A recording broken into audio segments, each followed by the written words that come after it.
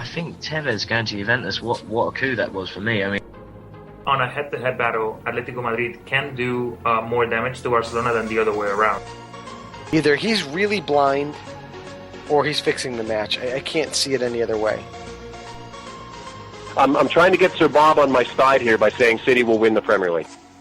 it is an upset. You would expect Man United to go and win there. Over $1 billion was paid in transfer fees between the clubs in Europe. It's football. It's damn football. Like Ferguson said, football. Bloody marvellous. Yeah, well, the celebration was, I can't believe I just scored against Mexico. At one point, Parma, I think it's only like 224 players under contract. Hey, they're going to throw me out of here, fellas. You're going to get me arrested on your show. If you're a serious talent, you're going back and you're playing for Santos. You know, you're going back to play for, like in Argentina, for River Plate or Boca Juniors, or you're going to Europe. He looked like the Ryan Giggs of old. He was more creative than any player on the pitch. He made Mata look stupid. He made Rooney look silly. Now, the Premier League is the most exciting league out there. I think it's probably the best marketed league without a question. When you look at the draw for the Champions League, you kind of say, well, all the pieces kind of fell into place for everybody except City. I am your host, Joe Usello. Sir Bob, Mike Orr. My co-host, Rob Rojas. My trusted co-host, Ben the Machine. Happy New Year and welcome to episode 103 of Low Limit Football. I am your host, Joe Usello, and back after a nice little Christmas/New Year's break with the friends and family around town here. And my buddy came up from Charlotte. We had a great time. We spent a great week together. We went out and did some fun things. I missed an opportunity in Boston, but we definitely enjoyed the family, the friends, and the fun. So. Glad to see you guys are back and better than ever as well. I do want to send out a quick shout out to the boys over at the ULF podcast, Nipun Chopra and Gabe Smith, for having me as a guest on their show over the holiday break. I was able to join them for a week and a couple weeks ago, and we had a nice little conversation for a week. I am going to interrupt just a little bit because we are having some technical difficulties with my trusted co-host Mike Orr, and Mike, I think we're getting some feedback there, so we might be getting a little closer to getting this to work. I'm going to just actually mute or at least turn down his mic for the moment.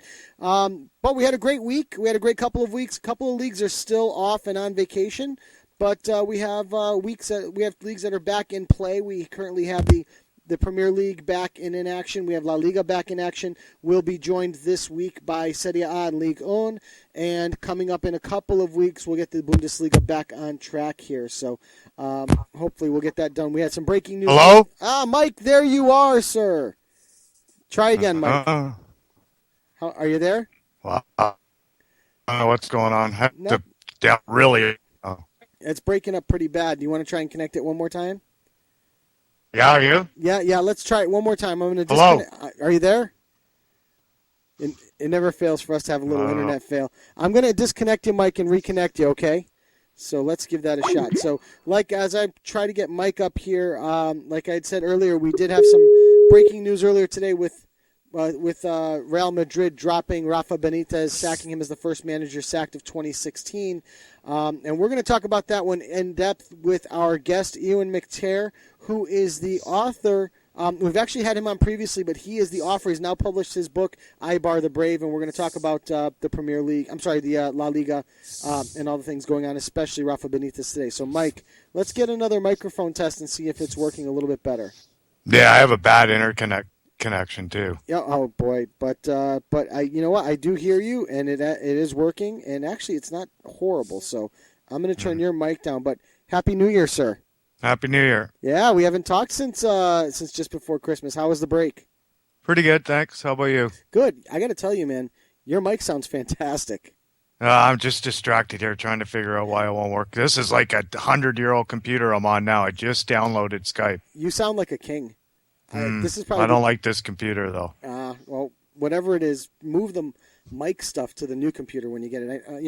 For those that don't know, obviously, Mike Mike's had a little bit of computer fail, and he's over the break, but we are getting that fixed up and ready to rock and roll. So tell me, what'd you do over the break? Same as always. Nothing. Played poker. That's about it. Yeah. Hung out with my girlfriend. Yeah, winning or losing? Actually, I think I'm winning right now. Yeah, there you go. I know. It was a little bit of a rough patch, like halfway through the year. But terrible year. Yeah, ended up terrible. But well, it's 2016 now, so it's time to time to fill the coffers. I'd say, right? I hope so. Yep. Your lips to God's ears. Well, we're praying, man. We're praying. So let's now that it sounds like we've gotten the Skype situation settled and fixed. I just want to mention. Oh, you had to say that. I know. Well, come on. We live on the edge on this show. You know that. So I want to mention that Rob is not with us tonight. Again, the man keeping him down. So, but he does send his best to everyone, and he did cover the Copa Libertadores draw for Vavo while he was out in Paraguay for the Christmas break. So I was hoping to get to talk to him about with everything going on. Mike, do you have a trivia question? I do. Just hold on one sec. All right. Yeah. No. Take your time. Hopefully... This computer's so old, my mouse doesn't even want to connect to this computer. I was going to say something like the mice. The mice are still running around in the wheel inside the tower. Not recognized. Right? Okay. Trivia is. All right. Where the heck is it now? Uh-oh. Okay. 3 Argentinians have made 200 or more English Premier League appearances. Who are they? Hold on. 3 Argentinians have made 200 or more EPL appearances. Okay, I'm going to go write this name down right away because I think that one, he's kind of the standard Argentinian EPL trivia answer. So I'm going to go with him first. So you got one, I know that. I think I got one. I hope I got one. one. I know you did, just based on that. Oh, how about him? Oh, I wonder if he is one. I have another one that could potentially be on that list. I'm going to say that one's probably not then. Yeah. And then it's 200 plus EPL. I'll write this name down, but I don't think he has enough appearances. I don't think he's been there long enough yet. So, all right. I've got 3 names at the moment. If anything else comes to mind, I will be sure to jot them down. But again, 3 Argentinians with 200 or more EPL appearances in their career, correct? Yes, sir. Oh, good. I thought I lost you again. I was like, and we're not going to get a trivia answer tonight. So let's run over to the opening thoughts quickly, and we're gonna talk about this topic just quickly because we are going to be putting out an article sometime this week on our website lowlimitfootball.com, going into a little bit more detail than what we're going to say here tonight. But the opening thoughts topic is on the list that The Guardian put out this week, listing the 100 best footballers in the world in 2015. Now, Mike, you and I have talked about this a million times. These lists are ultra subjective. And I mean, even as we've discovered between you, me, and Rob, we've talked about this list a little bit. I think top 5 is probably solid, I guess, for lack of a better term, right? But I think once I haven't looked at it that closely because I don't want it to affect my list. Oh, right. Oh, no. I mean in terms of the list that put out. I think there was one name maybe I don't have in the top 5 that they did. Yeah, I mean, and that's possible. But I'm just going to read off the top 10 on the list without making any type of comments on it. Number 1, Lionel Messi. Number 2, Cristiano Ronaldo. Number 3, Neymar. Number 4, Luis Suarez. Number 5, Robert Lewandowski. Number 6, Thomas Müller. Number 7, Zlatan Ibrahimovic. Number 8, Manuel Neuer. Number 9, Sergio Aguero. And number 10, Alexis Sanchez. So, I think one thing that's intriguing about this list is if you look at the top 10, and I'm cutting it off at 10, we could go deeper and add more names, but on the top 10, 3 of the top 4 play at Barcelona, which is amazing. And Rob and I were chatting last night, and one thing we were looking at is the... Yeah, I don't agree with their number 3. Just throw that in. You don't agree with Neymar? Okay, no, and I want to leave it at that because again, like I said, we're not gonna do the top 100. The three of us. That's just we don't have enough time. But And it's never after the top 10. I'm really not that interested, anyways. Then it's just whoever had a better weekend. Well, I'm bringing it into 20. I think 20 is a fair number with 1,000. Even then, though, you start getting from 15 to 20. Just there's 20 guys that you could go 15 to 20. Sure, Just of course. That's all just subjective. There's no objectivity left there. But I think most people are going to have pretty close to the same top 10. Yeah, I think so. Maybe not in the same order, and maybe one or two players that aren't on there, somebody's that might be on somebody else's, but 80% of it'll be basically the same. Okay, yeah, I agree, and I agree with you there. There are a couple names that I've totally, there are a couple names that are in the top 10 that I've totally left off my list. When I do mine, they're going to have to be 32 and younger. I'm not going with anyone over. They're that's for me. They're not going to be on the greatest list much longer anyway because they're going to be gone. 32 and younger. So Zlatan won't be on my list. And I think Thomas Muller, he's not 30 yet, I don't think. I think he makes it still. Yeah. I think if I remember right, when I did my filter and stuff, the only person that people probably would be Zlatan. Okay. That can't make it based on that criteria. Yeah. No, that's true.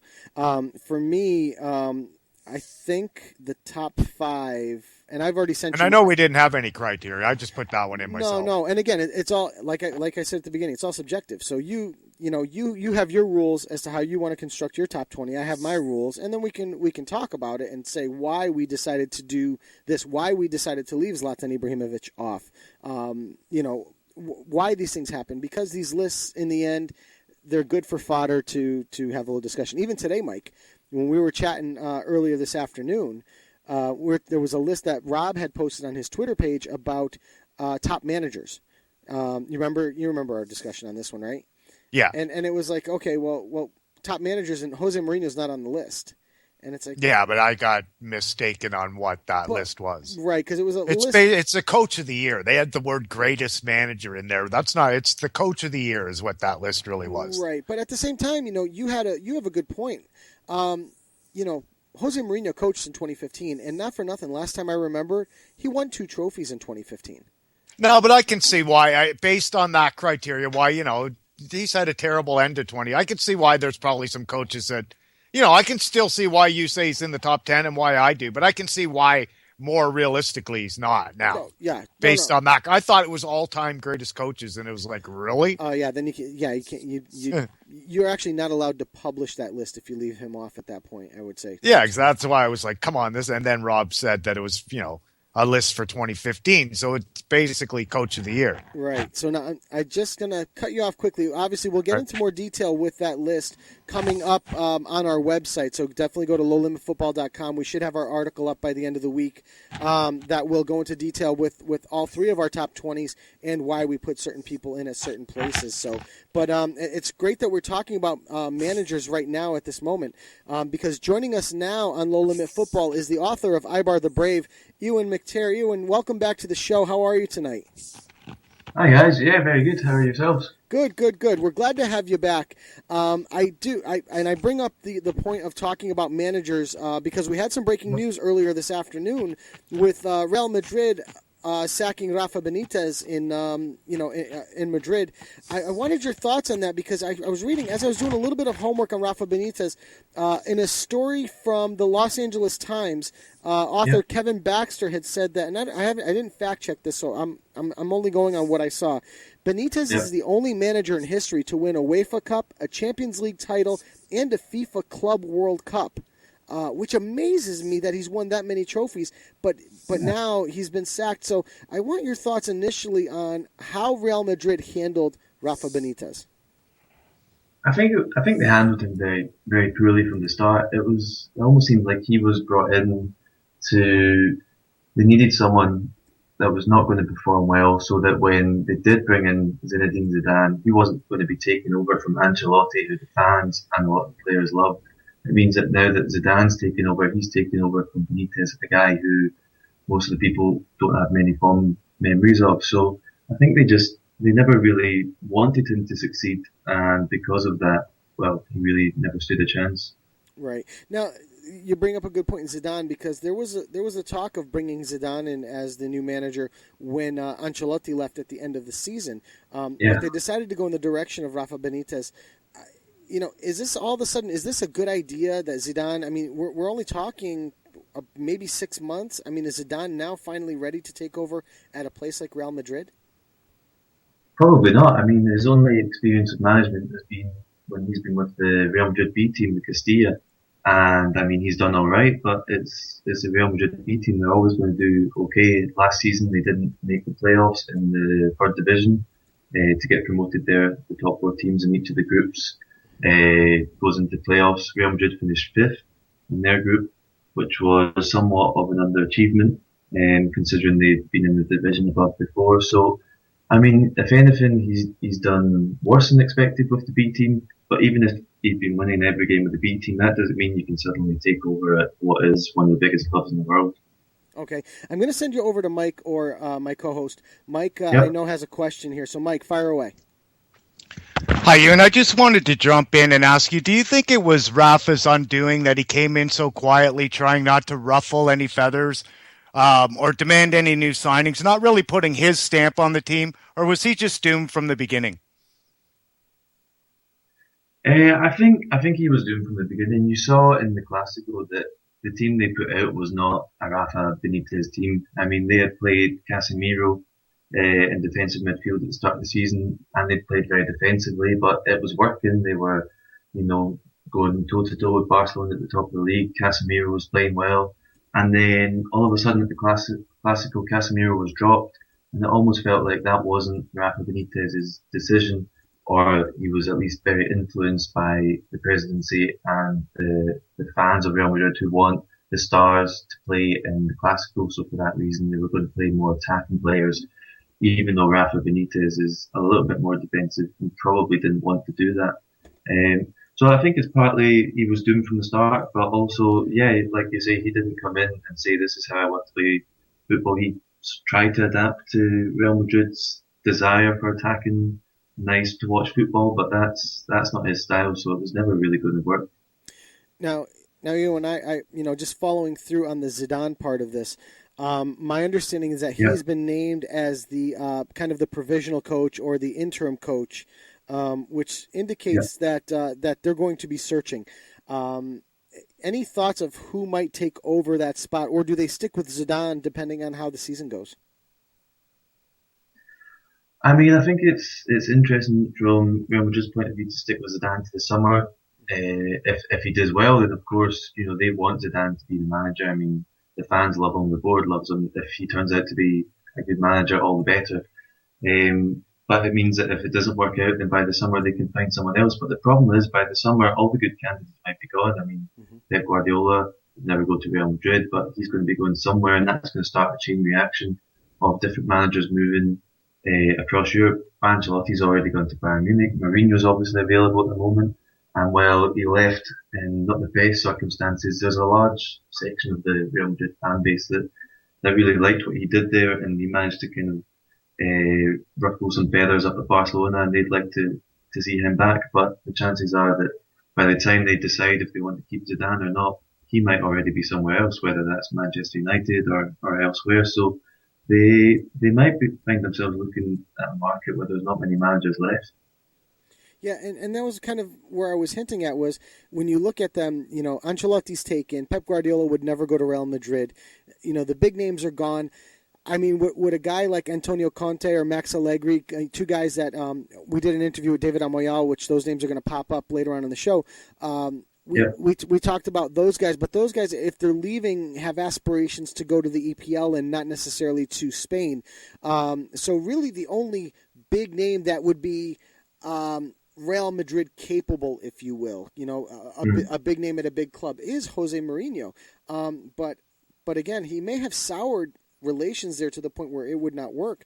So it might not work. One other name is Manuel Pellegrini at Manchester City. I mean, he was obviously Real Madrid manager before. He wasn't a terrible manager, but you have to be a very good one to stay there. And if Pep Guardiola does go to Manchester City, as some in the media are saying, then Pellegrini's going to be looking for a job, and maybe he would be a good fit at Real Madrid because he's been there before.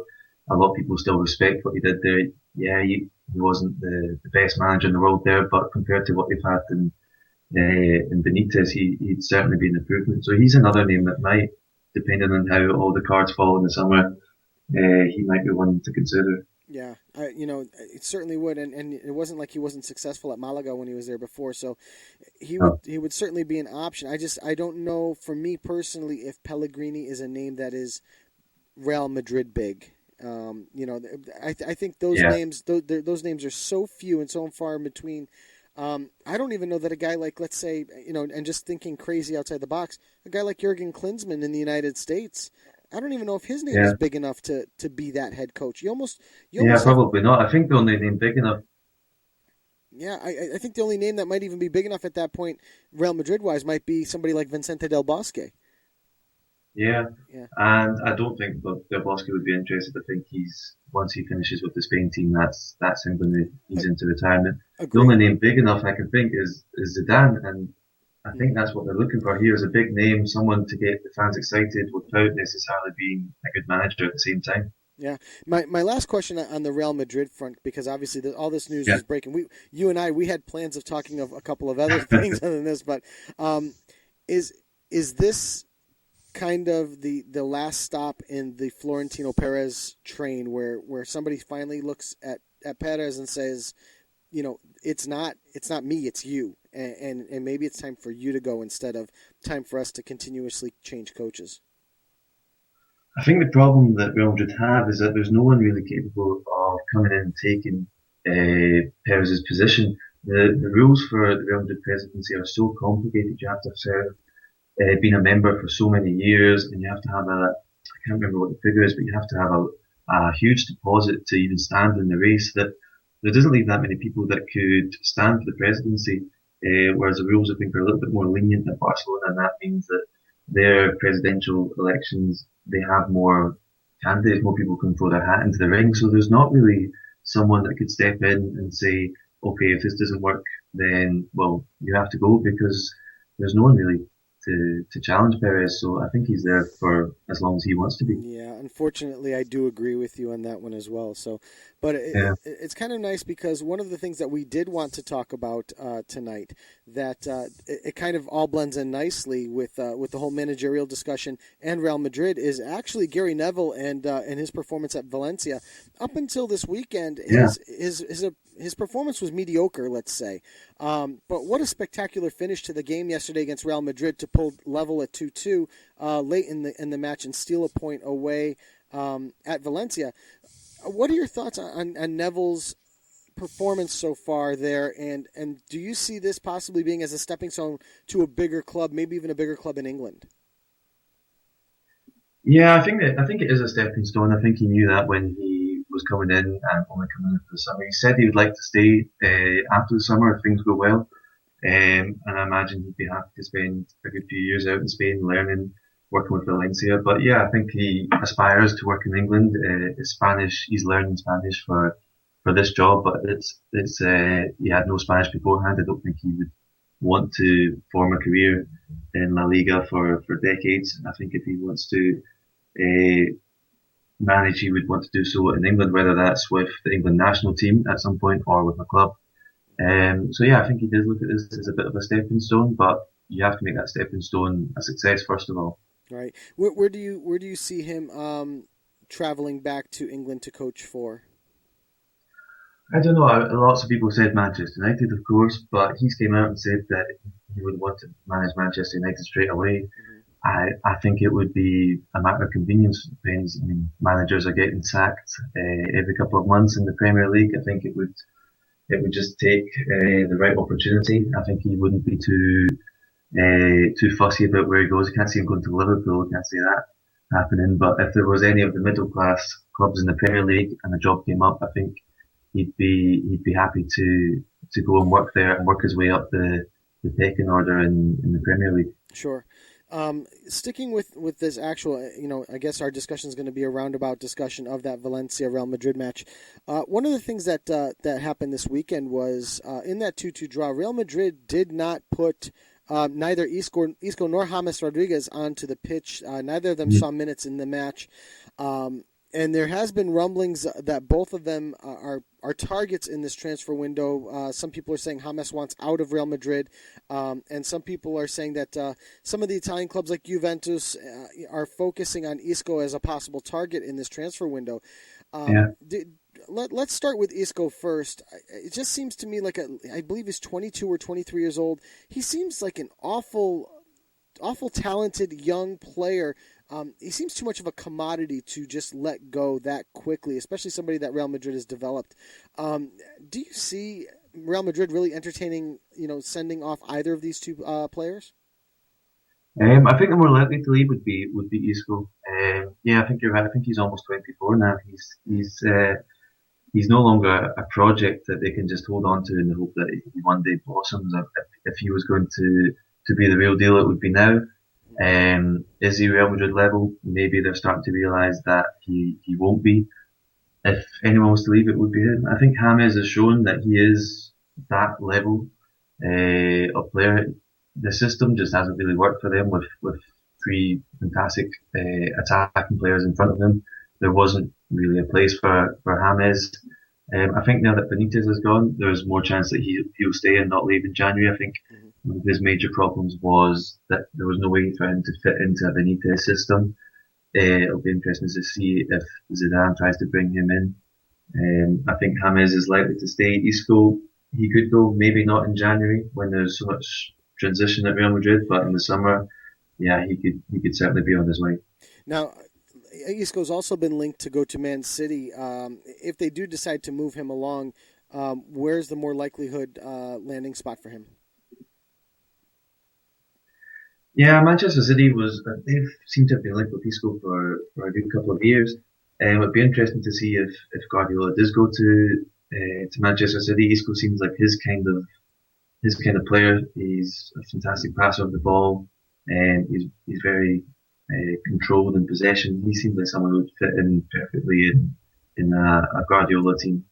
It'd be interesting to see who wants him first of all, and if he would want to go to England. All right, so moving on, let's look at the rest of the La Liga table here while we're at it, because looking at it at the moment, and granted, Barca does have a game at hand. We see Atletico Madrid at the top at 41 points, Barca in second on 39 again with that extra game. I believe it's against Gijón. And Real Madrid in third place on 37, with Villarreal right behind them at 36. So we've got something of a tight race developing in Spain at the moment with the top four teams. Celta has, although they had a great start to the season, has kind of fallen off the pace. Your thoughts on Barca, and the reason I'm looking at this through the transfer window glasses, now that the transfer window restrictions have been lifted on them, they can add Arda Turan and oh boy, he's escaping me now. The striker, Alexis Vidal. That's right. So they can add two huge components to that team that will allow them to stay fresh both in league competition and also in Champions League and Europa League. So your thoughts on Barca? Do they jump right back up to the top of this once they make up this game and run away with it? I think they do. I think the fact that Barcelona are, assuming they win that game, top of the table at this point is unexpected. I mean, they had a very tough first half of the season. They had to go away to Real Madrid, away to Atletico Madrid, away to Valencia, away to Sevilla. They had a lot of tough away games in the first half of the season, and they had to do all that without any new players, without Turan or Vidal. Now they get those players back. They have a slightly easier second half of the season. So I think from a Barcelona point of view, a lot of fans probably started the season thinking, okay, if we can be within 3 or 4 points by Christmas, we'll have a great chance. And the fact that they're even ahead, I think the second half of the season they really can't run away with it because their schedule's a lot easier now that we started the new year. Well, now we bring up another thought, because I do agree with you, especially with the way their schedule kind of lightens up, that they do gain some benefit there on the domestic side of things, that they can focus on their Copa del Rey struggles and on the Champions League side as well. Are we possibly looking at a second treble in a row? I mean, this is something that would be totally unheard of. And then if you did see something like that, wouldn't you have to call this team the greatest that's ever played? I'll answer your second one first. Yeah, if they did that again, then yeah, I think you would have to. Whether they'll do it or not, I think they're favourites for the league. There's no reason why they can't win it. In terms of the cup, with Real Madrid being thrown out, there's no reason they can't win the cup. And then it just comes down to the Champions League, which to say it's just the Champions League is a bit too simplistic. There's a lot of good teams that could win it, and they're playing a very good Arsenal team in the next round. So there's a long way to go whether they can win it or not. If they come up against Bayern Munich again and they can beat Bayern Munich, I see no reason why they wouldn't win the Champions League now. I agree. Looking at the other team, we've talked about Real Madrid at length here. Let's talk about the Atletico Madrid. Again, another solid side, but losing the likes of Arda Turan in the transfer window back in the summer. But they are still sitting in first place. Even if Barca wins that particular match against Gijon, you're still looking at only being 1 point out of the title. This is still a good Atletico Madrid side. How do they continue to do this where they tend to lose players? They lost Mandzukic, but they still tend to find themselves at the top of the table every single year. I think the way they're doing it is that they spend quite a lot of money. A lot of people think when you look at the signing Barcelona and Real Madrid make, they sign, the last few summers they've signed a big superstar each summer. And a lot of people assume Atletico Madrid don't spend that much money. They actually spent more money than anyone last summer. They lose a lot of players, but they bring a lot of players in. They don't spend them on one Luis Suarez or one Gareth Bale, but they do spend money across the board and strengthen in every department, and I think they're quite a rounded team for it. And I think they spent something like 115 million euros last summer. They have a good system. They have hard-working players, but they also spend a lot of money. Okay. Now let's move our focus to the bottom of the table, which is also just as exciting a race because we have teams like Sociedad, Las Palmas, and Granada at 17 points each. They're actually outside the relegation zone, but they're closely followed by Gijon, Rayo Vallecano, and Levante. Levante propping up the bottom of the table at 11 points at the moment. Do you see any of these teams making significant changes in this transfer window, at least changes enough to keep themselves afloat for another year in Spain? I think the only team there with the capacity to do that is Real Sociedad. They're the only team with a little bit of finance behind them if they want to do that. They're building a new stadium next year, which means that they are a little bit more restricted than they were this time last year when they were in a similarly bad position. None of the other teams have that much money lying about that they can go out and make many changes. I think it's one of the bottom five: Las Palmas, Granada, Gijon, Vallecano, Levante. I think it's got to be one of those two, or Real Betis, who have been really poor of late. They've not won in 5 games, and they started well, but they're just sinking. And I think they're on 20 points at the moment, but there's no reason why the other teams can't catch them up. Betis is currently on 20 points. That is correct. There is one team, though, that is certainly missing from this relegation discussion, and that is the mighty Eibar.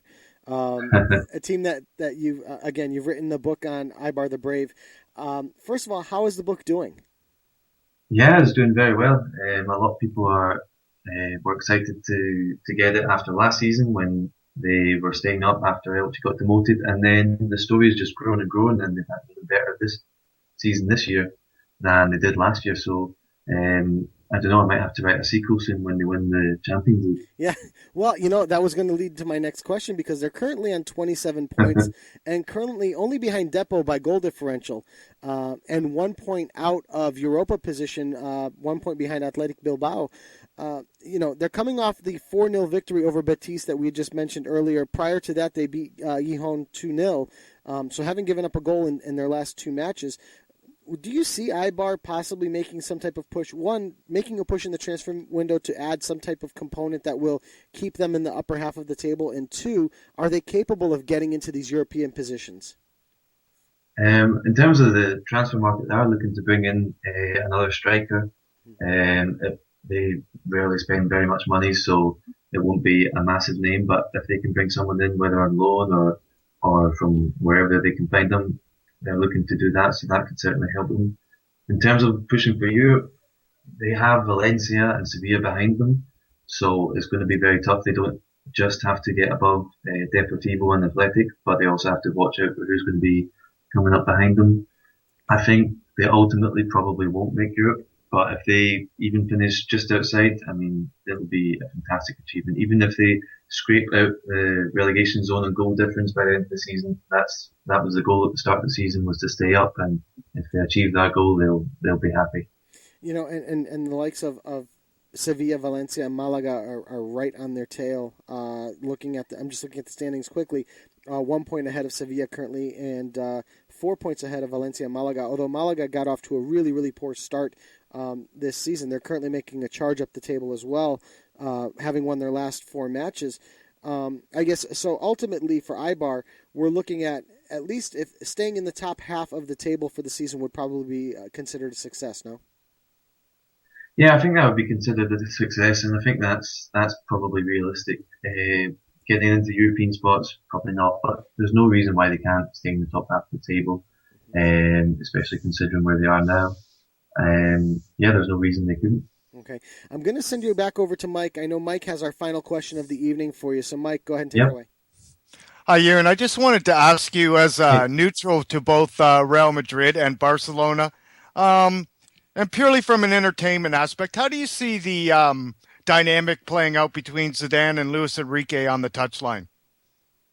I think it could be quite interesting. I saw a photo earlier today of one of the clashes they had at a Clásico from several years ago, where Zidane seemed to poke Enrique in the eye, which is quite a common theme of Real Madrid managers poking Barcelona managers in the eye.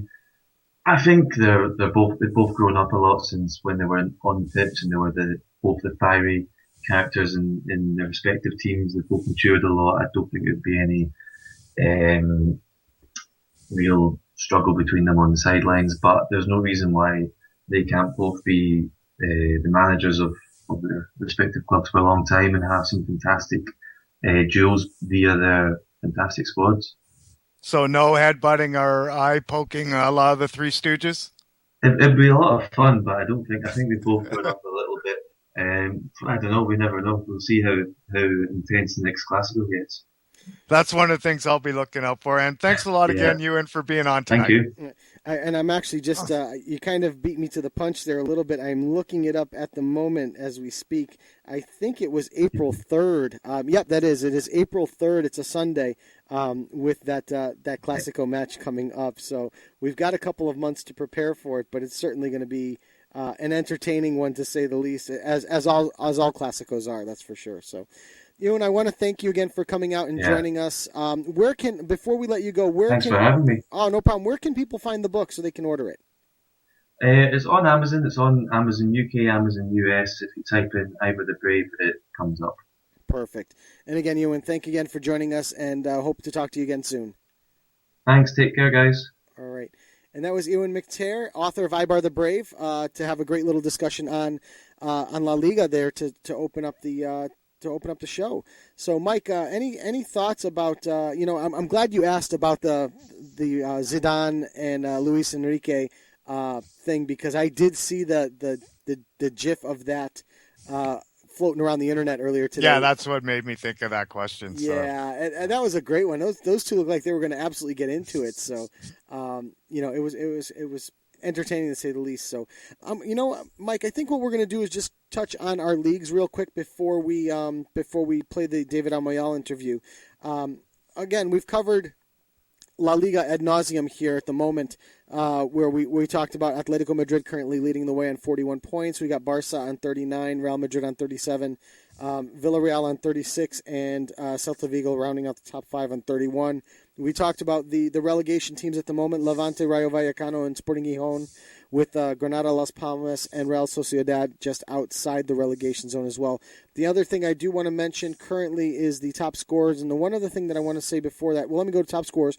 Currently, Luis Suarez leads the way on 15 goals, Neymar in second on 14, Cristiano Ronaldo on 14. Agreste at Sociedad has 12 goals with Karim Benzema, and Perez at Depot and Aduriz at Athletic Bilbao, rounding out the top 7 with 11 goals himself. The other thing that we came up, we talked about earlier, we talked about it over the break, Mike, a little bit, was Barca on their last game of the season scored their 179th goal of 2015, which broke Real Madrid's record as the most goals by a team in a calendar year. You had mentioned that it kind of speaks to the lack of competition, let's say, and I don't want to put words in your mouth, so I want you to kind of give your 2 cents on it. In La Liga that Barca has to face. So if you want to take 2 seconds and tell me your thoughts on Barca breaking that record from Real Madrid of 179 goals. Yeah, it's not something I thought too much about, so I don't have anything prepared really. But it's a great accomplishment, but it's in the La Liga where there's, a lot of teams at the bottom that a 7-0 score is not uncommon for Real Madrid and Barcelona a few times throughout the year. True. That is very true, and that was part. I was kind of on the fence, when you had mentioned that, because you brought up a great point. When you're facing a lot of those teams where they are putting those 5, 6, and 7 spots up there, time after time after time, does it speak to the lack of quality on the other end of the pitch? Does it? It speaks to both. It speaks to how great those 2, 3 teams, I guess, now are, and to how not as good that those teams are. I think the bottom teams in the Premier League are better than the bottom teams in the Spanish League. Are the top teams in the Premier League as good? No, so it's a bit of both. I agree with you there. And the reason I was thinking about it in terms of those terms is because it also takes into account the matches that they played in the Copa del Rey. It takes into account the matches they played in Champions League where you're going to see better competition, of course. And I think it also might... But they get to play more games, which is exactly. to an advantage of being a great team. That's not their problem that they get to play more games, but that is, another factor. That was exactly where I was going with that, is that if you put more games on the schedule, you have more opportunities to score more goals. Plain and simple, it's math, and I think you're right. I think it's a combination of things. I think it's a combination of the weaker teams at the bottom of La Liga. It is the multiple competitions and the distance that they've traveled in those competitions that have allowed them to be that successful and then break that record. I agree with you. And how many of those goals did Messi have? I have to look. I can't remember. It's got to be at least a quarter of them, I bet. Well, a quarter of them would be almost 50 goals. Yeah, you could probably say that. Yeah, I bet you had 50 goals in the last calendar year in all competitions. I think too bad Rob wasn't here. He'd know. Rob would probably know. I was going to say, I think Cristiano Ronaldo led all goal scorers in the season with like 60 something. So you might, that number might be accurate. And also I would wonder, the number wise, what goals were broken out from World Cup qualifying for Messi? Although I don't think he played in any of the matches. I think he was injured. But also the Copa America as well. So where still a lot of damn goals for a team to get in one calendar year. That's for sure. Absolutely. So I do agree with what Euan had to say about Barca. Now that they're going to get Alexi Vidal and they're going to get Arda Turan, folded into the mix here. And these guys, it's not like they're just showing up today. They've been working out with the team. There was no restriction to that. So I think these guys are going to mesh in seamlessly. And I think there is a potential that we could see a double treble, which would be, of course it would be unprecedented. They would be the first to ever do something like that. But to win a double treble would be amazing. Actually, Mike, now that I think about it, we might want to copyright the phrase double treble. I just hope they don't, actually. So maybe we won't have to. Well, if they do, we can make a few bucks on it. Yeah, no, if they do, then we'll have ourselves covered. But I really hope they don't. Yeah, no. It gets to be too much. Yeah, for me it is. I agree, and I'm glad we're kind of talking about too much, because we're gonna talk about Liga on here, for a second, and it's really not going to take that much longer. As we recap and we revisit the tables here, we've got actually I'm just going to call up the tables here quickly because for some reason they've fallen off my computer screen. But PSG is kind of like the league. Yeah, sadly that's the case. PSG currently leading the way, 51 points. They are currently 19 points ahead of Monaco, halfway through the season. I mean, they have the same amount of points ahead as the last relegation team has total. Amazing. No. Oh, 19. Yeah. Well, not the last relegation, but the last. Yeah, the highest. The last in terms of 18. The highest relegation team. Yeah, exactly. Yeah. It's crazy. Also, come to think of it, I think PSG is the only team in Europe right now that has not lost a match. I'd have to go double check that fact, but I thought I looked at that a couple weeks ago, and I thought that was the case. So, for me, this is a sad league. It's disappointing. I got to say, it is disappointing because, well, one, I expected a little more out of Monaco. I expected a little more out of Lyon. I expected a little more out of Marseille, although Marseille, really had that big fire sale. We saw Andre Pierre Gignac go crazy in Mexico, which is great. Like you said today, they start up on Friday, so we're going to get to watch some Mexican League again on Friday and Saturday nights this week, which is pretty good. Yeah. But I expected a little more from those. So right now, for me, looking ahead to Liga 1, the thing that I'm most interested in watching is the little guy. We just talked about Eibar 2 minutes ago with you, and for me, Angers and Caen, just watching these two teams try to stay in those European positions, I think it would be phenomenal. I want to include Eibar in that mix. I also want to include Leicester, which I know you're gonna talk about when we go to the EPL in a minute. I want to see those teams. I want to see the little guy see what he can do.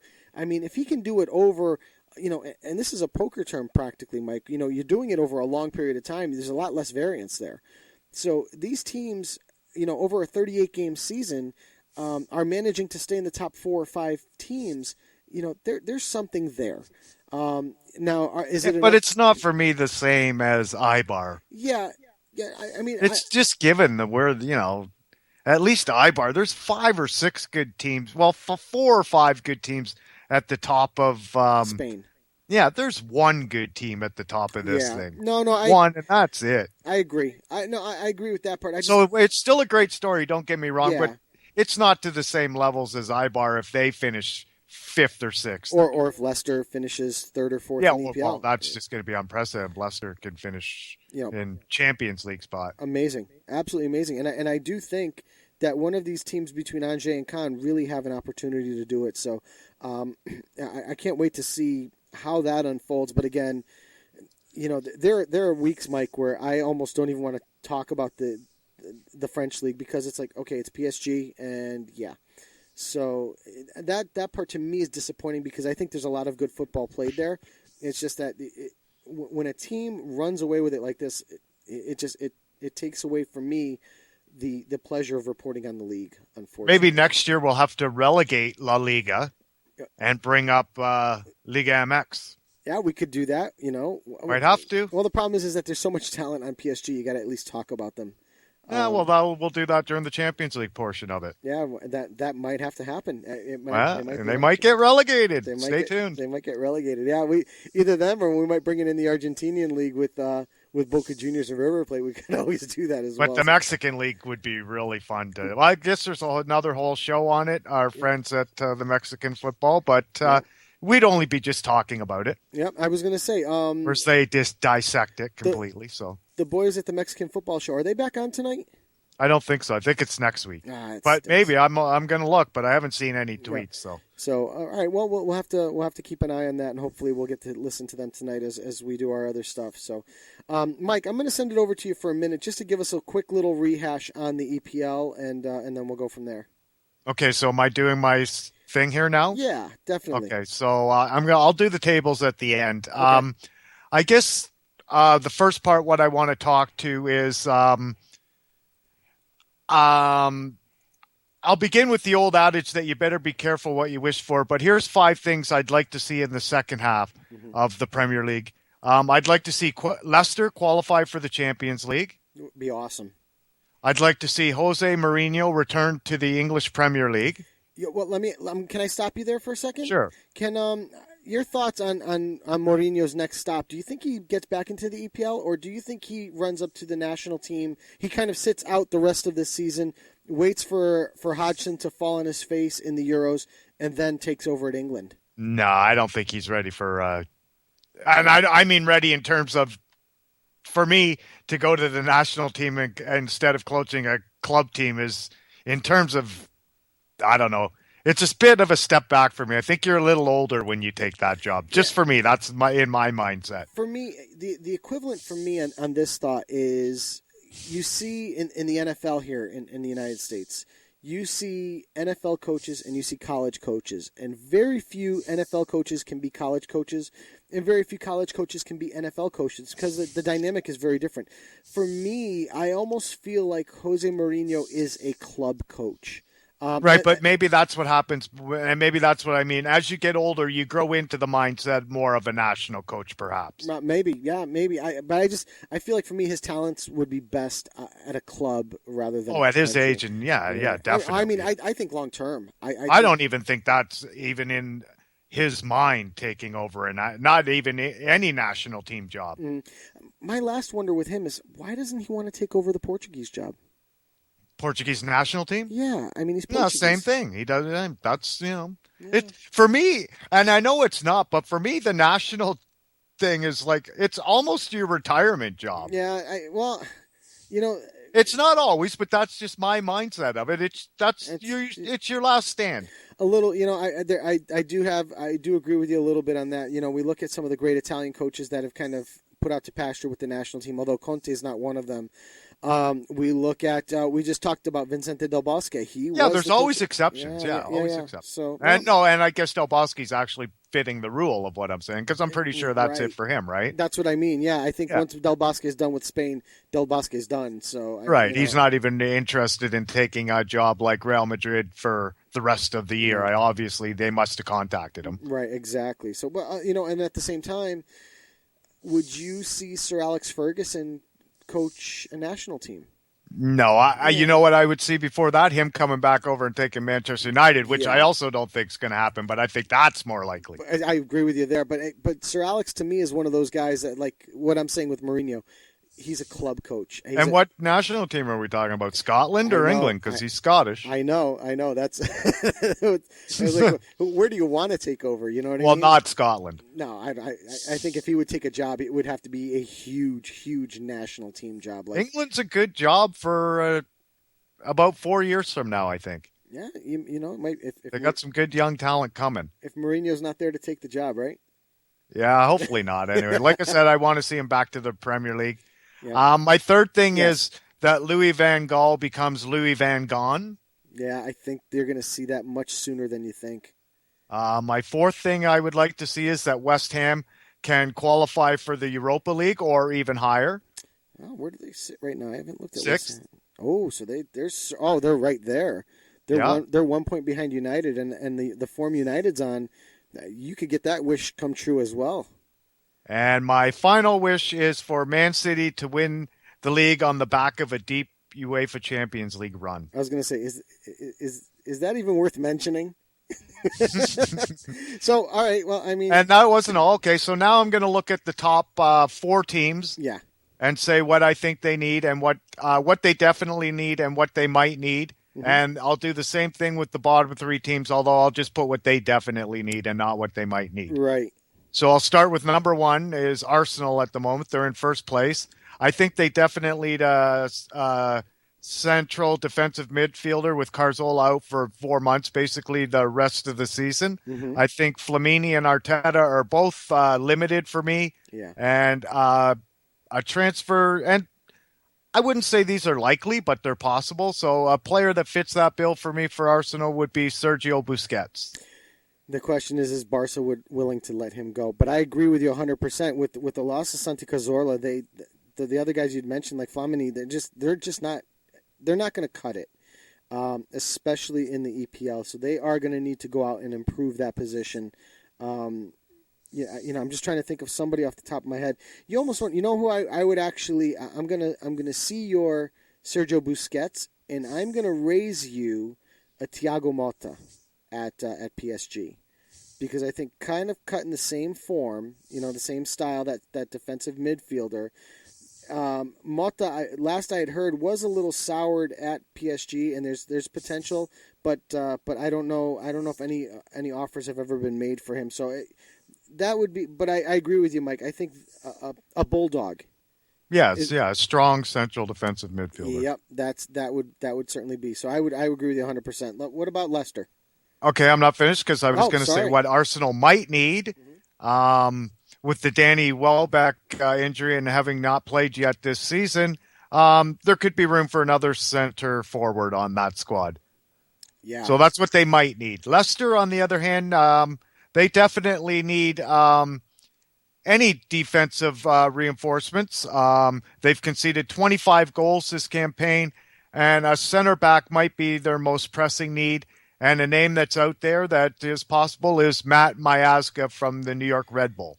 Yeah, that he would. I don't know. Do you think he might be a little too young still? I don't know. There's a few bigger teams lining up for him apparently. So Well, Leicester might need to swoop in, but it's for cover anyway. So yeah, and the thing is with center backs, there's not many good ones. Do you know what I mean?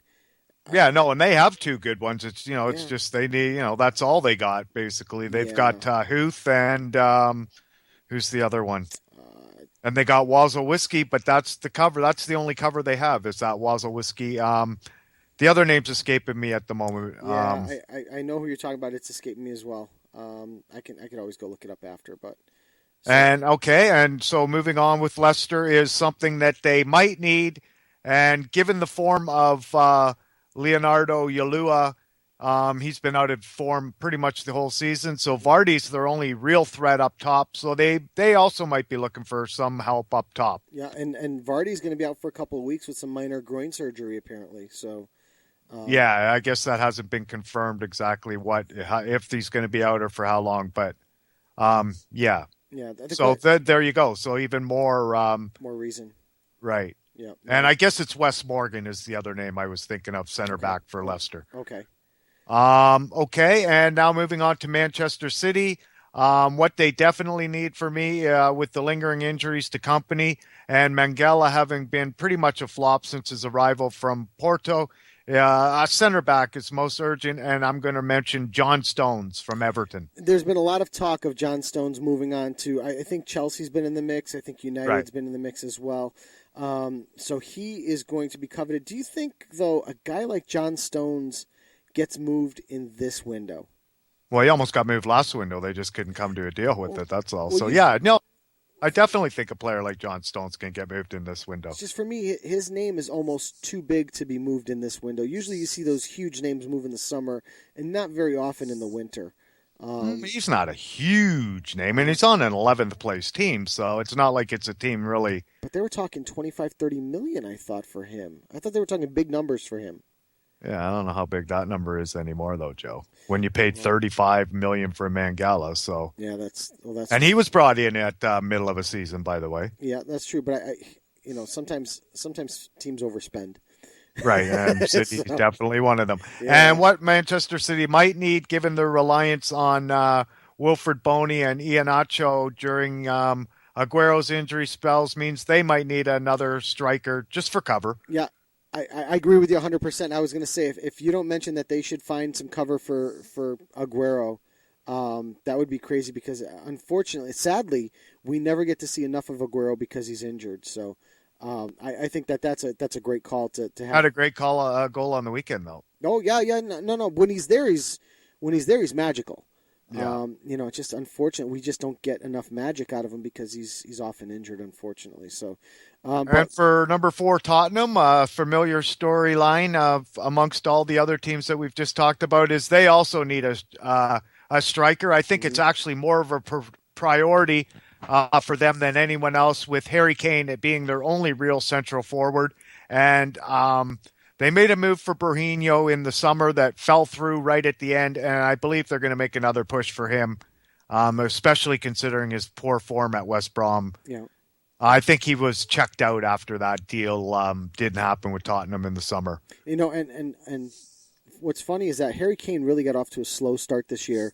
But he's really come on as of late. I didn't go look at his statistics specifically, but I do know that when we first saw the season, I don't think he scored his first goal until. He's got 11 goals. Yeah, but I think the first one came like 4 or 5 matches in. Oh yeah, he started out slow. So, Yeah. but that's their only real striker though. So anything happens to him or doesn't even have to happen. Just fatigue having to play every week. Yeah, They definitely need somebody else up top. surely. So how about the bottom?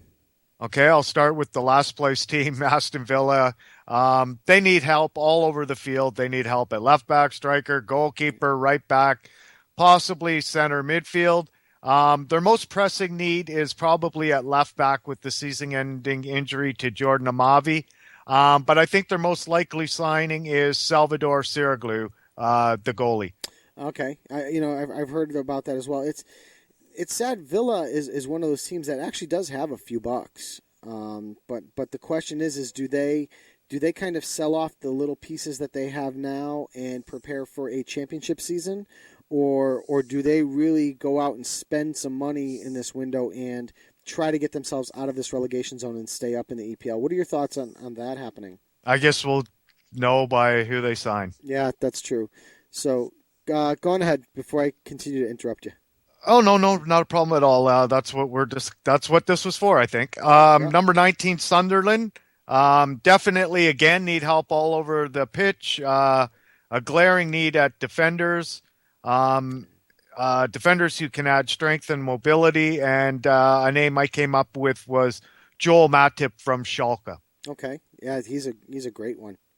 He's a great one and could probably be had. And this is a team that is only 4 points from escaping the relegation zone. So I think this team and the next one you're going to talk about, Newcastle, probably would be more spenders than sellers in this window.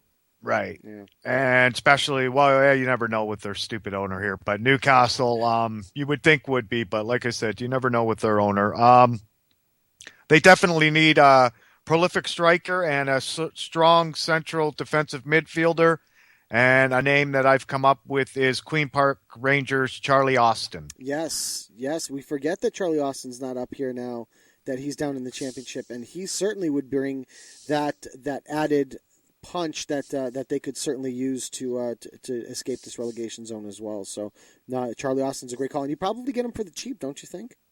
Well, yeah, at least at a normal, reasonable price. I don't know if anything's cheap in the Premier League right now because of all the money, but I don't think you have to cheap in overspend. terms of what someone from another league of Charlie Austin's caliber might cost. That's for sure. Yeah. So I think what I wanted, I'll look it up after we're off the air. I'm curious as to what Charlie Austin's market value is on Transfer Market. I think that would be interesting to see what he would come at, what type of price he would come at. Did you have anything else that you wanted to add for the EPL before I run us into Germany? Nope, that was about it. All right, so let me run into Germany quickly, and just again, I'm covering for Rob, so bear with me. I do get to sit on my couch occasionally and watch, and these guys don't come back, unfortunately, till the 22nd of January, so we've still got some time, but this race is, I would say, slightly closer than what we would have expected. Bayern Munich currently leading the way, 46 points. Dortmund is in second on 38 points. Hertha Berlin on 32. Mönchengladbach on 29. And then fifth place is tied between Leverkusen and Schalke on 27 points each. We have the three teams in the relegation zone, Hoffenheim and Hannover on 13 and 14 points respectively. Werder Bremen and Stuttgart are tied for 15th. One of them is currently in the relegation playoff position at this point. The top scorers in the German Bundesliga, and this is one, Mike, that has been phenomenal to watch. Pierre-Emerick Aubameyang currently leading the way, 18 goals for Dortmund. Robert Lewandowski's in second on 15. Thomas Müller on 14. Chicharito Hernandez in fourth place. United's probably kicking themselves. They could certainly use a guy scoring like him right now. Currently on 11 goals. Solomon Kalou at Hertha Berlin on 9 points, and then we have Mali and Royce on 8 goals each. So I think for me, what I'm looking forward to the most in this league is, one, although it's a very tall task to ask for, is can Dortmund climb back in and actually challenge Bayern Munich? I don't think it can happen. Munich is so heads above every other team in the country, in the world, barring Barcelona, that I don't think that it can be done. But I think if there's a team out there that is prolific enough to do it, I think it can certainly be Dortmund, especially the way Aubameyang has been playing as of late. Just looking at this Dortmund side, like I said, they're 8 points behind Bayern Munich, but they give up too many goals. They've given up 23 goals in 17 games. You look at a team like Bayern Munich, they've only given up 8 goals on the season. So, going to be tough to compete with a team like that is playing that well. So, for me, I would say the Bundesliga is certainly going to be exciting to watch in general. I think the style of play has been excellent this year. I think it's one of the most entertaining leagues to watch this year. I don't think Dortmund is going to put up that fight, but I do see that they are a team that could possibly, with maybe a defensive addition here or there, maybe in the defensive midfield, make that change that might push that envelope a little bit. There's talk of Ilkay Gundogan going from Dortmund to Juventus right now. I've seen some of that chatter happening. I don't know that will happen. They did make a push for him previously. Mönchengladbach has been an interesting watch as well. They have really come up the table. This is a team that we talked about them. They were in the group stages of the Champions League, Mike, and you and I got good looks at them being Juventus and Man City fans.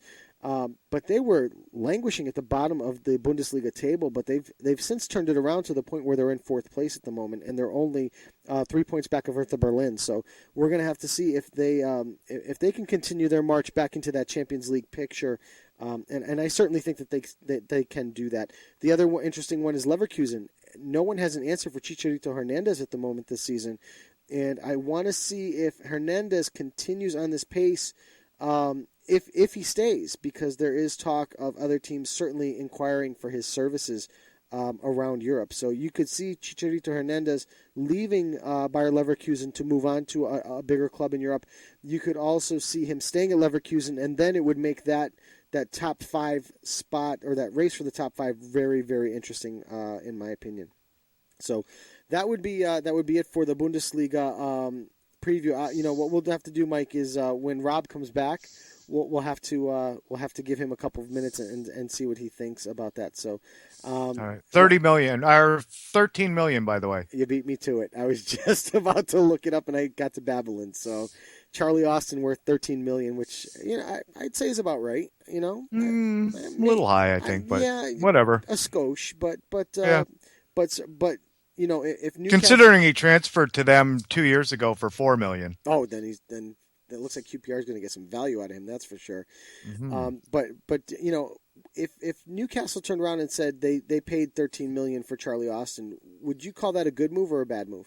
A good move. Okay, so wouldn't you? Yeah. At least it would. As a fan, I'm not a fan of Newcastle. I'm not a hater of Newcastle, but as a fan, I would see it as at least an attempt. Yeah, I agree 100%. And it's the right attempt in my opinion too. I would think so. Yeah, so, well, maybe Newcastle's listening to this show. We'll have to call Ray Hudson. Lastly, or Kristen, because that's where he's from. Oh, that's right, Kristen Hennig. That's he's another one that definitely would be interested in that move. So, let's go to the Serie A, Mike, quickly and talk about them. This for me is the best race for the title spot in all of the leagues that we cover. We've got 5 teams. I'm sorry. Let me go back and I was right. 5 teams within 4 points of each other, and they're all good, and they all have money, and they all are looking to improve moving forward. And this is a good spot because we're going to play the David Amoyal interview in a moment. And I talked to David about all these individual teams, so I don't want to go into it too far. But Inter currently leading the way, 36 points. We have Fiorentina and Napoli tied 1 point behind them at 35 each. Juventus, we remember Juventus was languishing at the bottom of the table. They are the hottest team in the Serie A. They're on 33 points right now. Roma on 32 points. AC Milan just outside there on 28 points is another team that has a lot of money that can go in and buy somebody in this transfer window that can help them. They also are not tied into the whole Champions League, Europa League thing where they would lose a player to playing a match because of that particular reason. So interesting to see what those teams do moving forward, and I think this is the best race to watch in all the leagues at the moment, certainly better than France. At the bottom of the table, Verona's on 8 points. I think, unfortunately, there's not going to be enough Luca Toni can do to change that. Carpi's on 10 points, Frosinone on 14 points, and then Genoa just outside on 16 points. We talked a little bit about Bologna. David and I talked about Bologna a little bit. They're on 19 points, and one of those teams that David had mentioned is kind of friendly with all the other teams around the leagues. So they are certainly a team that could, be the beneficiaries of picking up a couple players here and there and possibly marching up the table a little bit. So, Mike, you know what? Let me give you the top goal scorers right now in Italy, and then we'll hit the David Amoyal interview. Gonzalo Higuain currently leading the way, 16 goals. Eder at Sampdoria on 10. Coloccini at Fiorentina on 10 goals as well. Carlos Bacca and Paulo Dybala are tied on 8 goals each, and then we have a slew of players at sixth place. Mauro Icardi, Ilic, Insigne, and Macarone at Empoli, and Miralem Pjanic at Roma, all on 7 goals each. So, looks like Gonzalo Higuain's going to run away with that one, but the way Dybala's playing lately, I think it's too much to make up, but I think one of these guys, and Coloccini at Fiorentina is really playing very, very well, so you could possibly see him making the march up the table as well. Coloccini is the reason why we talked about Giuseppe Rossi in this interview here with David. So, Mike, unless you have any tidbits to add for the Serie A that you've heard, I'm going to go ahead and hit the David Amoyal interview. Nothing. It's too early for rumors, Joe. I hear you. Let's run the interview. All right. Joining us now on Low Limit Football from Gianluca DiMarzio is David Amoyal. David, how are you tonight? I'm doing great, thanks, and it's great to be on with you guys. Good. Happy New Year. I wanna get started. I know this is the beginning of the silly season for you, so I want to start out with a quick question. One move that we've kind of already seen happen this year is Wani Turbe leaving Roma, going to Bournemouth. I don't know if that's been made official yet, but I'd like your thoughts on that move, especially from the Roma point of view. That move was made official, I think, Saturday. But yeah, I think it's a fascinating move. I think, you can look at it in a lot of different ways. I think, the biggest takeaway that I take from that is really the power of the Premier League TV contract. Iturbe just about a year and a half ago was being pursued by Juve and Roma, who were the two Serie A teams in the Champions League. Roma ended up winning the race to sign him. Juve probably looks at it as a blessing in disguise now. And just a year and a half later, you see two newly promoted clubs to the Premier League, Watford and Bournemouth, competing to sign him. So I think that really says a lot about the financial power that we see in the Premier League, that a player like Iturbe was pursued by Juve and Roma. These are the teams that are after him. And I think that also says a lot about how much he's fallen down as far as how he's viewed and rated by other people. He's still 22. He can still turn his career around for certain. He's not the first player to struggle at Roma where there's so much pressure. But it's definitely a fascinating move. I think Roma, has to be very happy, assuming Bournemouth uses the option to buy him. They'll make all their money back, and seeing how much he struggled for them, I think they have to be very happy with that. Okay. Now, keeping it with the Roma perspective, I'm also curious as to the, manager transfer window, if you will, and that is with Rudy Garcia. It's been quite commonly known that he's on the hot seat at Roma. They're currently sitting, I believe it's in 5th place, if I remember correctly at last check. They're still they're certainly within striking distance of Inter, but with a tough fight coming up, and they've been out of, not quite in great form as of late. What are you hearing about Rudy Garcia's job stability moving forward? And if they do make a move, who are we seeing as the possible candidates to replace him? Well, I think, the thing that helps Garcia the most is he has a long-term deal with Roma. His contract expires in 2018. He earns quite a bit of money. I think he's right around €3 million per season. So it would be very, very expensive for Roma to make a change. He also somehow squeezed out of the Champions League group stage. Granted, facing Real Madrid next won't be easy. But he did make it out of the group stage, and Roma, is still in the title race for Serie A. So, all things considered, he comes into 2016 in the running for the two major objectives for the club. I think making out of the group stage of the Champions League was vital for them financially, and although it was ugly, he did it. So I'm not surprised that he was given the benefit of the doubt, just because it would be so expensive to get rid of him. As you mentioned, there are good candidates out there.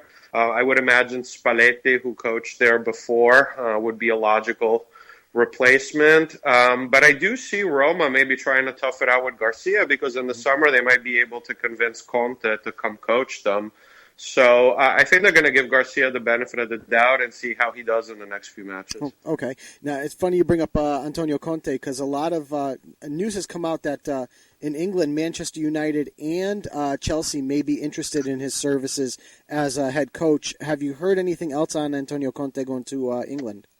Well, it's never been a mystery that he wants to coach in the Premier League someday. This is something he really never hid when he was at Juve, and a lot of Juve fans were upset that he was even talking about it. So this is nothing new. You know, in the meantime, he's really improved his English.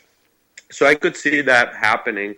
It'll be interesting to see, what United does rest of the way if Van Gaal toughs it out. I could see how that could be a good place for him. Ironically, his coaching role model is Van Gaal, so he might end up replacing him. And I think he makes a lot of sense for Chelsea as well. Ironically, I could see Conte competing a lot with Allegri, who replaced him at Juve. So, say Allegri goes to one of those clubs in the Premier League, Conte may just end up going back to Juve and following kind of in Lippi and Trapattoni's footsteps and coming back to Juve after a short break. And I was going to say that I've also heard the rumblings of Allegri possibly going to England as well. So it's going to be it's as interesting a manager transfer window as it is a player transfer window coming up, to say the least. I couldn't agree more. As a matter of fact, I can't remember a time where I've seen so many big, rich clubs looking for a manager and so many of them available. Mm-hmm. I think Allegri, too, makes a lot of sense for the Premier League. I mean, look at the impact that Ranieri is having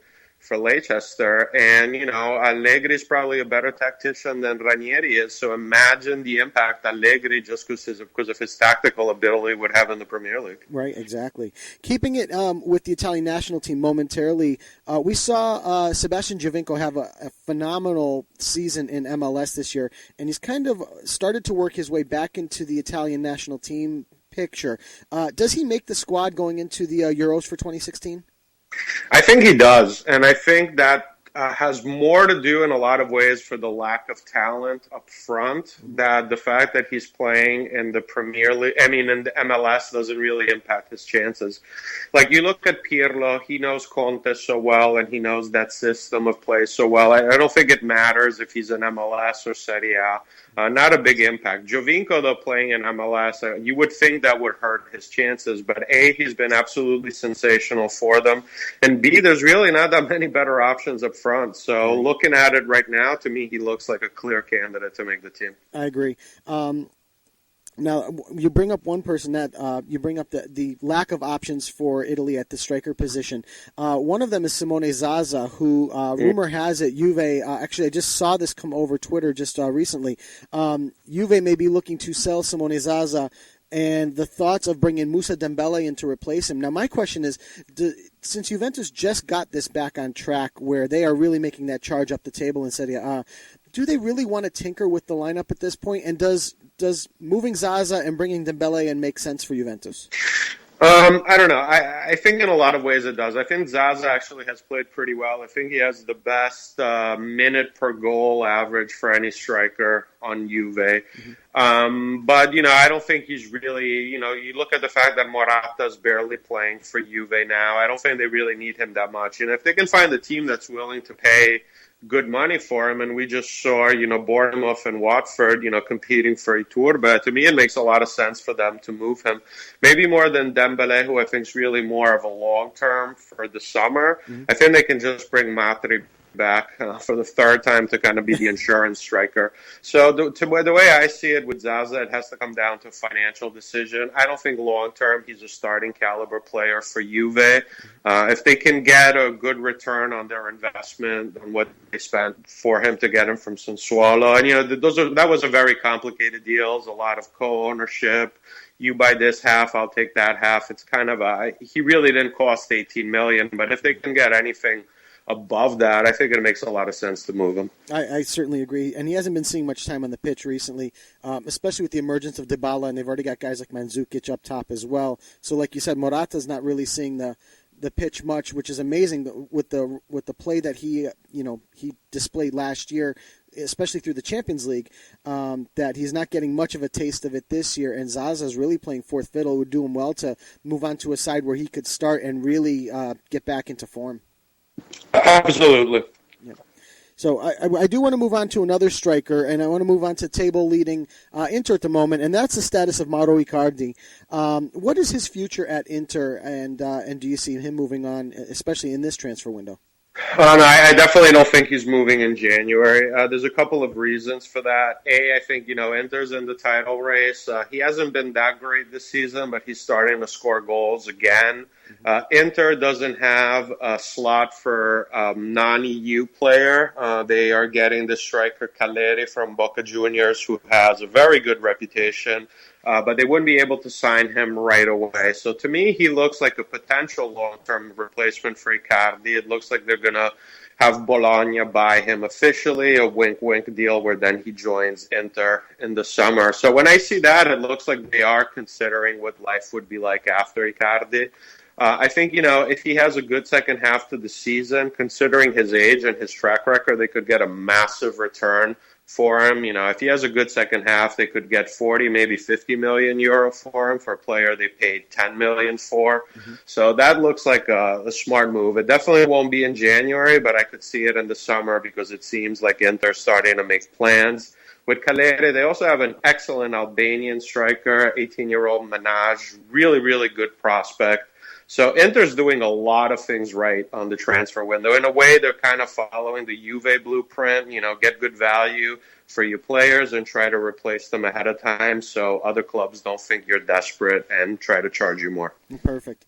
Speaking of replacing players, I want to move just across the pitch in Milan to AC Milan and the play of Ricardo Montolivo. Since he broke his leg 2 years ago leading into the World Cup, he really hasn't been the same player, and it's kind of, for me, it's been a little bit of a gaping hole for AC Milan. They did great moves in the summer at the striker position, and they've got a couple of young prospects on defense, but really this position here, an aging Nigel de Jong, you've got Ricardo Montolivo in the midfield who hasn't been the same. What do they do with Montolivo, and has AC Milan identified a replacement for him? Well, I don't know. I think Montolivo's a pretty good player. I think, he gets a lot of the blame for Milan because he's the captain and he's nowhere near the caliber of the captains they've had in the past. Okay. I think, when he plays, he's better than what they have, when he's not playing. Let him leave for free. I'm not sure. And there's supposedly some links to some MLS teams. So, if they sign him to an extension that's not for a big price, kind of like what they did with Maxes last year, I think it's an okay move. I think, Milan, needs Bertolacci to be healthy. He's played pretty well for them, and they need quality in the midfield. They need someone else next to Montolivo to help. I think for Milan, what really hurts their spending is that Berlusconi keeps blaming the coaches for the failures of the team. Last year it was Inzaghi's fault. Now he's always taking shots at Mihailovic and mentioning how much money he spent in the summer. So I'm not that optimistic that they'll spend a lot because Berlusconi keeps thinking that it's the coach's fault. And he's like, look, I'm spending. I would argue he's not spending particularly well. Right. But I don't see them making a big splash in January because Berlusconi feels that the squad is good and he just needs a better coach. And it's a shame because this team, for me, I feel like they've really improved over last year. And they're right on the doorstep here. They're just in sixth place. They're only 4 points behind Roma. You could easily see them making a move or two in this window to improve themselves and make that push into those European positions. Yeah, I would agree with that. I mean, you put, maybe another really good midfielder and maybe like another defender, and Milan would be pretty good. But, when I look at their roster, I don't think they're close. I think they're closer to, say, Lazio and Fiorentina than, say, Juve, Roma, and Napoli. So to me, it's going to take some time. I kind of see Milan being at the stage where Juve was before Conte arrived, where, it's just going to take some time. And, they need a transformative coach that can help. And I think Mihailovic is a good coach, but I'm not sure he's like a Conte transformative coach. And they need a coach who also is going to help them spend money the right way. I think, Mihailovic, the thing he deserves the most credit for is getting him to buy Romagnoli. Usually Milan doesn't spend big on defenders, and they bought him. Mm-hmm. And I think they do that deal again 7 times a week, even though he cost a lot. So at least Mihailovic did that, but they need a couple more moves like that. And I was going to ask you if you thought that previously Milan had overspent on Romagnoli, but, looking at his age, he's only 20 years old. Certainly a top central defender, at least one in the making. And from the Italian perspective, really with him and Rugani over at Juventus, the replacements for guys like Chiellini, Bonucci, and Barzagli moving into the future. So I would agree with you that maybe they overspent slightly, but they're going to have themselves a gem for 10, 15 years to come. You see, I don't even think they overspend. I'm a big believer that if you invest on young players, it's usually going to be worth it. Even look at Kovacic, who struggled at Inter, wasn't even a full-time starter. They got doubled the money that they spent on him from Real Madrid. I think Roma might actually not want to do that Romagnoli deal again, although they got $25 million for him. They've struggled to have a good center back. And I look at like Juve with Dybala. Everyone was like, oh, he's so expensive, just a one-year wonder. Now Dybala's probably worth double what Juve paid for him. Sure. And, as good as Bacca was for Milan, here's a 29-year-old striker they spent $30 million on. His value isn't going up, but the value for Dybala is, though. Same with Romagnoli. Bacca cost a little bit more, but he's an asset that's going to depreciate and probably already is. While Romagnoli, the chances are he will appreciate. So I'm a big believer that if you spend big on young players, unless they're huge busts, it's worth the investment. Even Lucky Turbe, as bad as he was for Roma, it looks like they'll probably get all their money back. Oh, sure, of course. Now, there are 2 other teams that I look at in this race for the Serie A title that I haven't asked about yet. So I'm going to close my interview with the 2 questions on these 2 teams. First is Napoli. For me, they seem to be playing very well across the board, at all ends of the pitch. Defensively, they look pretty decent. They look great in the midfield. Striker position, Gonzalo Higuain has really played well so far this year. I believe he's leading the Capocannoniere race as we stand. Does Napoli try to do anything to improve in this transfer window?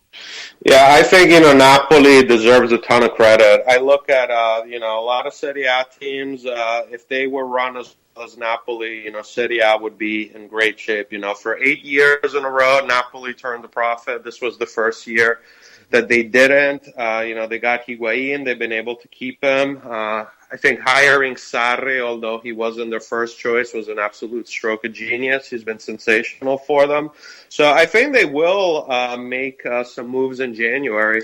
They really want to bring in another midfielder to kind of bring some depth because they've been using Alan, Jorginho, and Hamsik pretty much in every game. Mm-hmm. They'd like to bring Vicino from Fiorentina, who played for Sarri at Empoli, but it'll be tough to get Fiorentina to sell him to a rival for the Champions League. And they might bring home Immobile, who's from Napoli, would love to play for them, but that would be if they can sell Gabbiadini for a big sum. I think you'll see Napoli go after another defender. If they could land Maksimovic from Torino, it would be really a great move for them and a midfielder. But they're a very well-run club. I'm sure they'll do some logical moves in January. That's one team that every time I see them make a move, I can always kind of understand the logic behind them. There's some other clubs where I really can't say that. Yeah, no, though they've made some great moves and certainly probably one of the best run clubs right now in Italy, you'd have to say. Yeah. So my last question is, I'm going to move over to Fiorentina, which is the last team in this top 6 mess at the top of the Serie A. And that is, my question is on Giuseppe Rossi.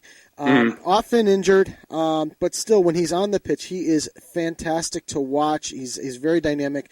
But word on the street is that they might possibly be looking to move him on elsewhere.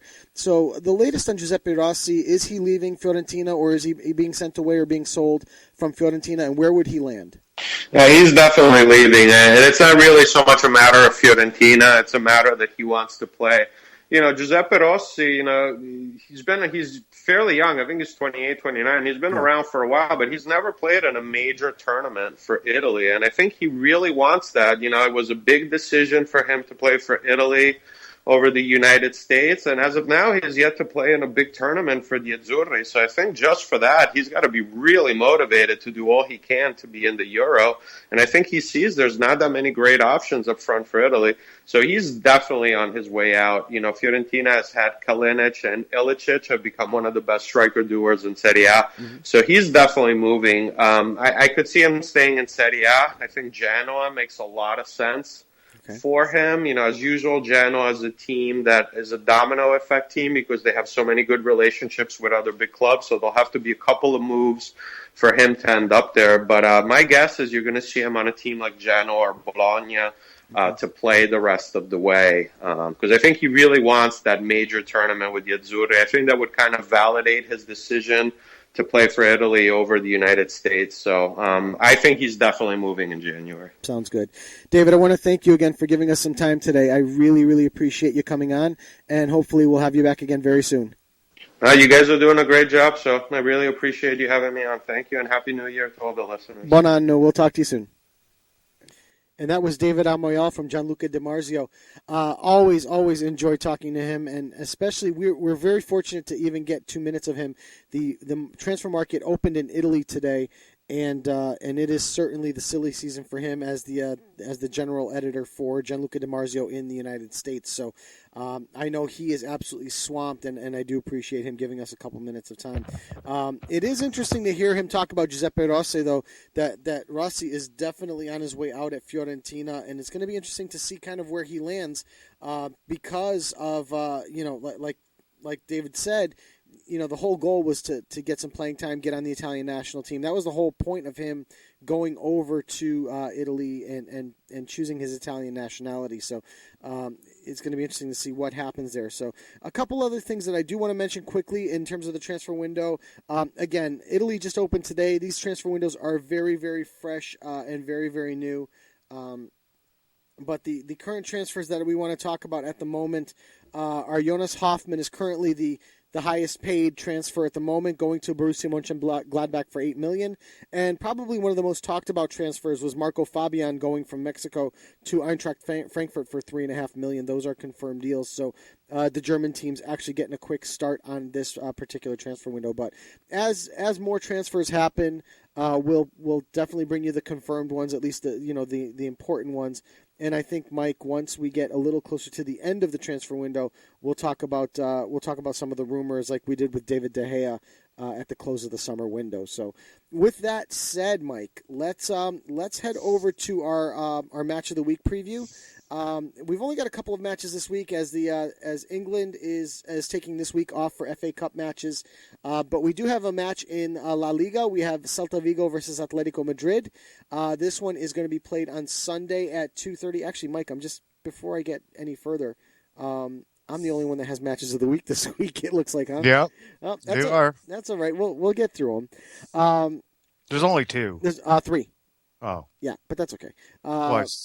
Serie A too? Yeah, Serie A. Serie A actually has midweek matches this week. So again, sorry about that. Sidebar: Celta Vigo at home to Atletico Madrid on Sunday at 2:30. We talked about Atletico being in first place. Rob's not here to predict this, so I get to butcher it for him, and I'm going to take a 2-1 victory for Atletico Madrid in this one.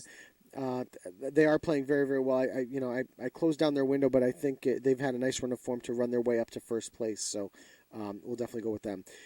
In the Ligue 1, we have another one of those battles of those little teams that we talked about earlier tonight, Mike. We have Angers and Caen on Saturday at 2:00 at Angers. I'm going to take a simple result in this one. I'm going to go with a 1-1 draw in this.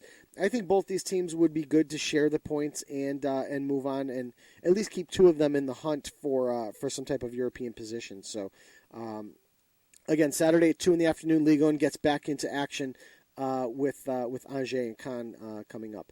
In the Serie A, they do actually have midweek matches this week, but the match that we're going to highlight is Saturday at 2:45 p.m., and this is probably the best match of the entire week in all leagues. Roma-Milan, and that one is at the Stadio Olimpico in Rome. Roma really needs to get on the ball here, Mike. They have really been floundering as of lately. They've fallen all the way to 5th place. They're currently going to be challenged by AC Milan moving into this. and because of this reason, I mean, although Milan hasn't really been playing all that well, they're kind of Jekyll and Hyde still. I'm going to take Milan to win this one in a little bit of an upset. I'm going to go 2-1 for Milan in this one. I think they're going to start squeezing some points out of these games and actually make a battle of this, and we're going to really see an incredible race to the finish line here in Italy. So. Again, so Celta Vigo at home to Atletico Madrid. I predicted 2-1 for Atletico. That's Sunday at 2:30. Angers at home to Cannes on Saturday at 2. I've taken a 1-1 draw. And Roma at home to Milan on Saturday at 2:45. I've taken a 2-1 Milan victory in this one. I'm going to disagree with you just a little bit, Joe, and right. I know that you probably didn't include this in your thought there, but I'm going to say the match of the week in Europe this week is Tottenham-Leicester in the FA Cup on Sunday at 11 a.m. Yeah, I didn't take any of the FA Cups or any of the Copa, any of the domestic cup competitions. I didn't take any of them, but that would certainly be one to add to the list. Well, you know what, Mike? Let's throw it out there. Leicester, Tottenham. Where's that match being played, Mike? Uh-oh. Don't tell me the mic. Oh, we just had Mike fail. That stinks. Well, we're gonna have to get Mike back on the phone here because that is. There you are. Oh, there you are. There we go. Thank God. Let's try that again. So, where is that match being played? Leicester Tottenham. Oh boy. And of course, I don't know if Mike, can you hear me? Let's see if Mike is still there on the mic. You know what? I'm going to disconnect him, and I think we're going to just add him back in, and we'll figure out a way to get this actually over and done with a little bit, hopefully safely here. Mike, you're there now. So it's a Skype issue, isn't it? Yeah, I think it might be a Skype issue, but that's all right. We've dealt with those before. So, without further ado, Tottenham Leicester, correct? Oh boy, we're really having a Skype issue. Yeah, it's really bad. I can't hear you. There you go. All right, you're there now. Mike, you still there? I think we're going to disconnect one more time, Mike, and we're going to try to get it reconnected one more time.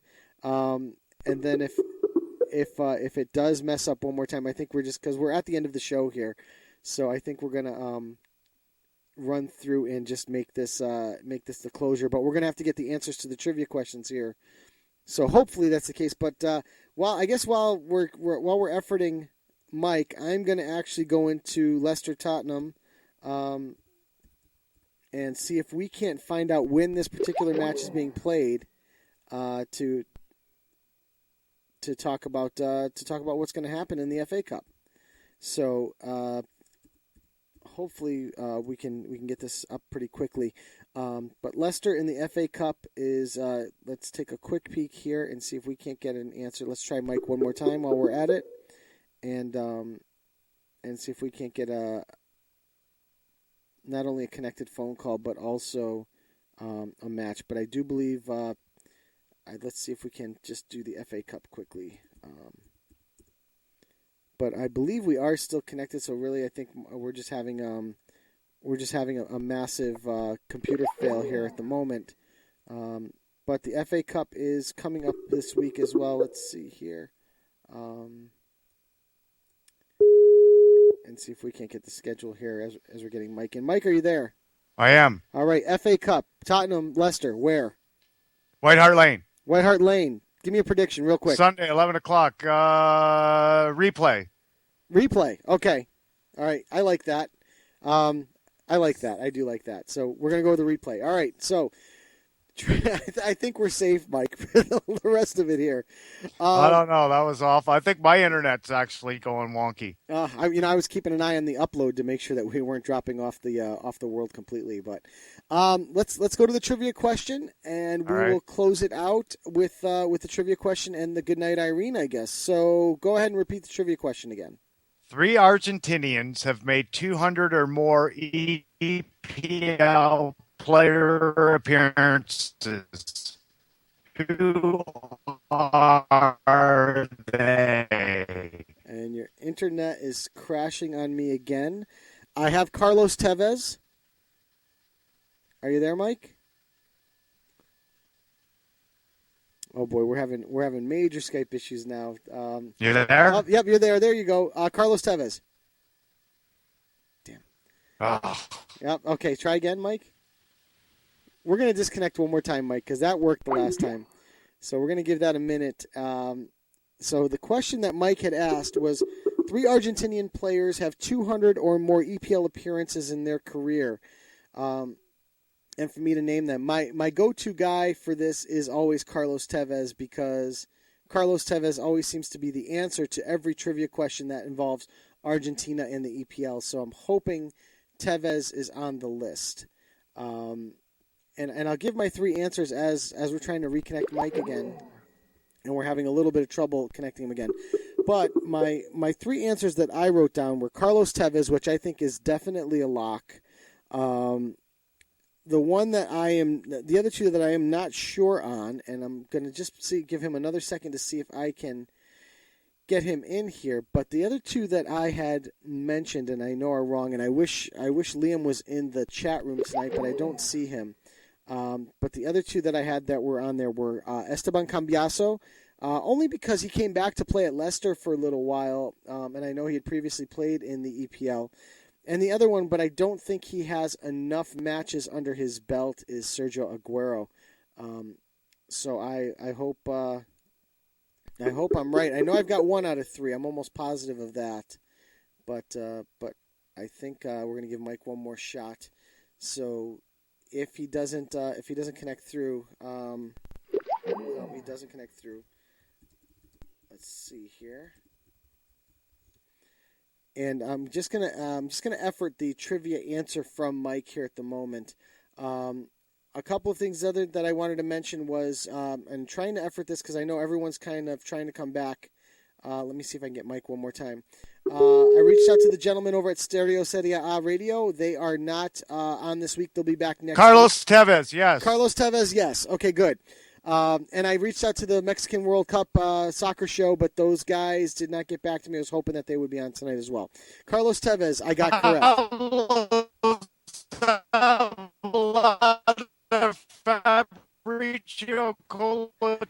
Fabricio Coloccini is the second, who I always forget about over at Newcastle.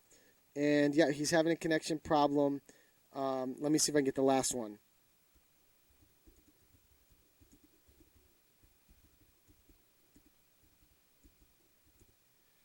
So we'll see if we can get the last trivia answer out of him right now, and this way we can pass that along as well.